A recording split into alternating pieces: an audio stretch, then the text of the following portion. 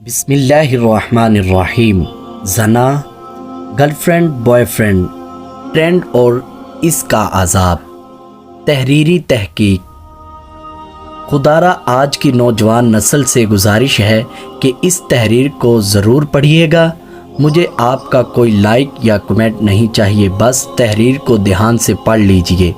صحیح بخاری کی حدیث سے شروع کرتے ہیں کہ صحیح بخاری میں زنا کے گناہ کا بیان ایک چیپٹر ہے جس میں انٹرنیشنل نمبرنگ کے مطابق 6809 نمبر حدیث ہے۔ رسول اللہ صلی اللہ علیہ وآلہ وسلم نے فرمایا کہ بندہ اس وقت مومن نہیں رہتا جس وقت وہ زنا کر رہا ہوتا ہے۔ اس حدیث کے بعد زنا کے بارے میں 2-3 باتیں جو کرنا چاہتا ہوں وہ کچھ یہ ہیں کہ جب بندہ زنا کر رہا ہوتا ہے تو اس کا ایمان اس کے جسم سے نکل کر الگ ہو جاتا ہے، گویا جتنا وقت زنا میں گزارا وہ وقت کفر کی حالت میں گزر گیا۔ یہ میں خود سے نہیں کہہ رہا، الحمدللہ پورا حوالہ اور مکمل طور پر سمجھ بوجھ کے ساتھ شریعت کی نظر سے لکھ رہا ہوں۔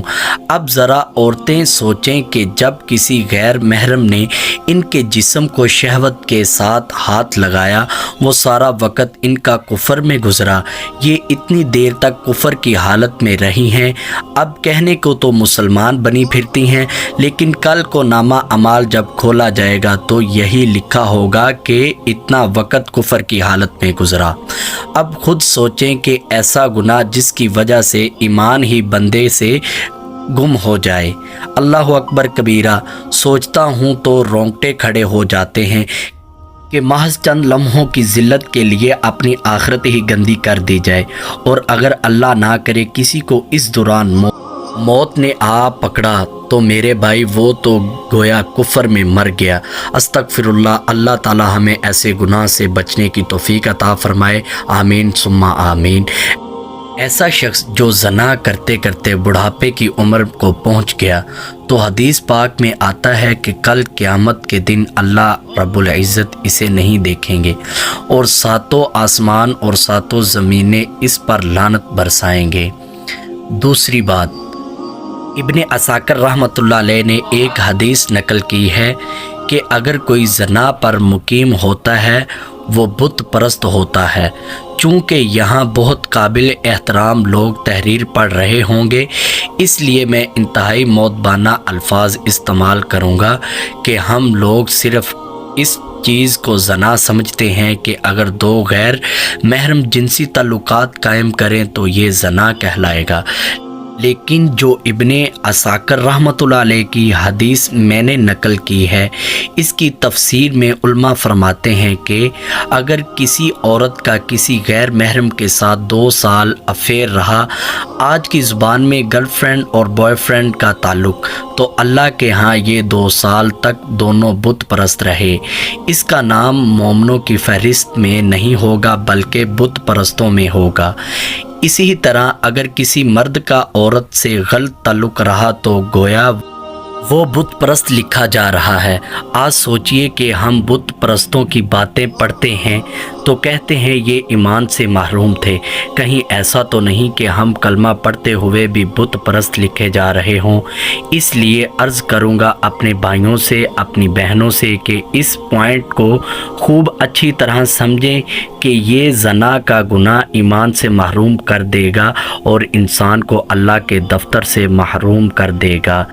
یہ جو ہوتا ہے نہ کہ کسی کو محبت سے چاہنا، ہر وقت اس کا ذکر زبان پر رہنا، تو پھر اللہ تعالیٰ بندے کا نام ایمانداروں کی لسٹ سے نکال دیتے ہیں کہ جب میرے بندے نے اپنا دین ایمان ہی اسے سمجھ لیا ہے جو اس کے لیے کچھ رشتہ ہی نہیں، تو اللہ کو کیا ضرورت ہے تمہیں اپنے شمار میں لکھنے کی۔ تو کتنی عجیب بات ہے کہ جس عورت کا کسی مرد کے ساتھ 5 سال غلط تعلق رہا، 4 سال رہا، 2 سال رہا، وہ 5، 4 یا 2 سال اللہ کے کاغذوں میں وہ مشرکہ لکھی گئی، وہ مومنہ نہیں رہی، اور یہ مرد بھی 5، 4 یا 2 سال مشرک لکھا جاتا رہا۔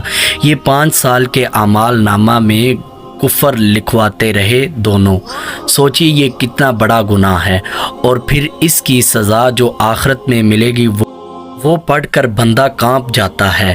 ان میں سے ایک سزا یہ ہے کہ جو زانیہ عورت ہوگی اور بغیر توبہ کے مر جائے گی تو جہنم میں فرشتے اس کو ایک غار کی طرف لے جائیں گے، اس غار کے اندر دھکا دے کر اس کے منہ پر چٹان رکھ دیں گے تاکہ وہ عورت نہیں نکل سکے۔ اس غار کے اندر اتنے بچھو ہوں گے اور وہ اس طرح سے اس عورت کے جسم پر چپٹیں گے جیسے شہد کی مکھیاں شہد کے چھتے پر ہوتی ہیں، اور اتنے بچھو ایک وقت میں اسے ڈنگ ماریں گے۔ اس کو تکلیف ہوگی اور اس وقت اسے آواز آئے گی، تو نے وہ گناہ کیا جس کی وجہ سے تیرے جسم نے مزے لیے تھے، آج تیرے جسم کے انگ انگ میں زہر جائے گا اور اس جسم کو تکلیف پہنچائے گا۔ اب ذرا سوچئے کہ اکیلا جسم، اکیلا انسان، ایک غار، منہ بند، گپ اندھیرا، شہد کی مکھیوں کے چھتے سے زیادہ بچھو جسم پر چپٹے ہوئے، وہ کاٹیں گے اور ایک وقت میں کاٹیں گے۔ میرے بھائی بہنوں، آج دنیا کی مکھی اگر کاٹ لے تو آپ تو برداشت نہیں ہوتا۔ میری بہن، آج دنیا میں ایک چھپکلی کمرے میں آ جائے تو آپ ڈر جاتے ہو۔ اس منظر سے ڈرو جب کوئی آپ کا مدد کرنے والا نہیں ہوگا۔ محض دنیا کے چند لمحوں کی ذلت کے لیے اپنے جسم کو ہمیشہ کی تکلیف سے بچائیں۔ چند لمحوں کی ذلت کے لیے اللہ کی بارگاہ میں بندہ دھتکار دیا جائے۔ میرے بھائی، میری بہن، اس سے بڑی حماقت اور بدبختی بھلا کیا ہوگی؟ میں ایک لڑکا ہوں، اگر آپ سے کہہ رہا ہوں کہ ساری رات آپ سے فون پر باتیں کرنے والے کو آپ سے کوئی ہمدردی نہیں ہے، وہ صرف آپ کے حسن کا اور اپنی ہوس کا بھوکا ہے۔ خدارا آپ چاہو تو اپنی بھی اور اس کی بھی آخرت کو سنوار سکتی ہو، اور بالفرض اگر اسے محبت ہے بھی تو وہ جس سے تمہیں 70 ماؤں سے زیادہ پیار کیا، اس کی محبت کے سامنے تو اس شخص کی محبت آٹے میں نمک کا 1000واں حصہ بھی نہیں ہے۔ اور اس کے برعکس اگر کوئی شادی شدہ ہو کر بھی اس گناہ میں مبتلا رہا تو بتائے کہ اس کے پاس کیا جواز ہوگا۔ کریم آقا صلی اللہ علیہ وسلم نے فرمایا کہ جب تمہاری نظر کسی غیر محرم پر پڑے تو فوری نظر جھکا لو، اور علماء حدیث کے مفہوم میں لکھتے ہیں کہ جب تمہارا کسی عورت کی طرف دل مائل ہو تو اپنی بیوی کی طرف رجوع کرو کہ وہ بھی تمہارے لیے بنائی گئی ہے۔ ایک شخص اگر غیر شادی شدہ ہے تو میں سوچتا ہوں کہ ہو سکتا ہے کہ وہ کل قیامت کے دن کہہ سکے کہ یا اللہ، والدین نے شادی نہیں کی تھی تو میرے اتنے وسائل نہیں بنائے تو نے، لیکن ایک شخص شادی شدہ ہونے کے باوجود اس گند میں پڑا ہوا ہے تو اس سے تو گندا انسان اور کوئی نہیں ہو سکتا کہ اللہ تعالیٰ نے اسے بیوی جیسی نعمت سے نوازا ہے، 2 3 بچے ہیں، اور یہ ہے کہ باہر گند پر پڑا ہوا اپنی زندگی تباہ کر رہا ہے۔ سچی توبہ بہت بڑی شے ہے۔ آج کے دن میں ایسے تمام گناہوں سے توبہ کر کے ہر بہن بھائی اور مرد مومن کی آخرت کو سنوارنے کی کوشش کیجیے۔ میں نے بہت پہلے ایک بات لکھی تھی کہ اگر واقعی کوئی تمہارا اپنا ہے تو اس تعلق کی جانچ یہ ہے کہ اسے تمہاری آخرت کی کتنی فکر ہے، اور یقین جانیے کہ یہ فطری امر ہے۔ بے شک آپ کی بیوی کو معلوم بھی نہ ہو یا آپ کے شوہر کو معلوم بھی نہ ہو کہ آپ کا کسی غیر محرم سے تعلق ہے، میں پورے وثوق سے کہتا ہوں واللہ آپ میاں بیوی کے رشتے میں برکت ختم ہو جائے گی۔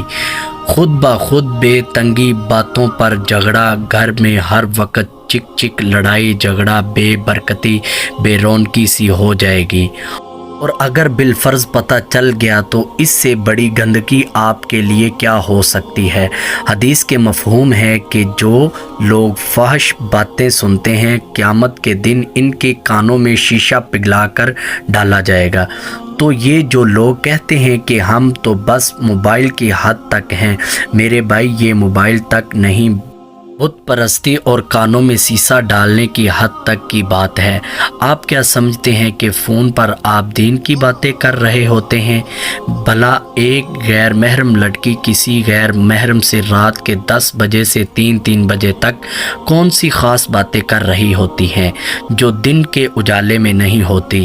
یہاں بہت معزز لوگ تحریر پڑھ رہے ہوتے ہیں، اس لیے میں نے محتاط الفاظوں میں بات کرنے کی کوشش کی ہے۔ اپنی اور دوسروں کی آخرت کی فکر کریں۔ اس تحریر کو کاپی کر کے اس امت کے ہر نوجوان بھائی اور نوجوان بہن تک پہنچائیں۔ اگر کسی ایک کو بھی اللہ نے آپ کی وجہ سے ہدایت دے دی تو شاید آپ کی اور میری آخرت کی کامیابی کا سبب یہی بات بن جائے۔ خدا را اپنی سنوار اے بنت ہوا، اے ابن آدم خدا را۔ اللہ تعالیٰ سے دعا ہے کہ جو حق بات کہی اللہ تعالیٰ ہمارے دلوں میں رسخ فرمائے، ہمیں قرآن سنت پر عمل کرنے کی، دوسروں تک پہنچانے کی توفیق عطا فرمائے، آمین۔ وآخر دعواہم ان الحمد للہ رب العالمین۔ ویڈیو اچھی لگی ہو تو چینل کو سبسکرائب کریں اور بیل کے اوپر کلک کریں تاکہ ہر آنے والی اسلامک نیو ویڈیو آپ کو جلدی مل جائے، اور ویڈیو کو لائک کریں۔ شکریہ، اللہ حافظ۔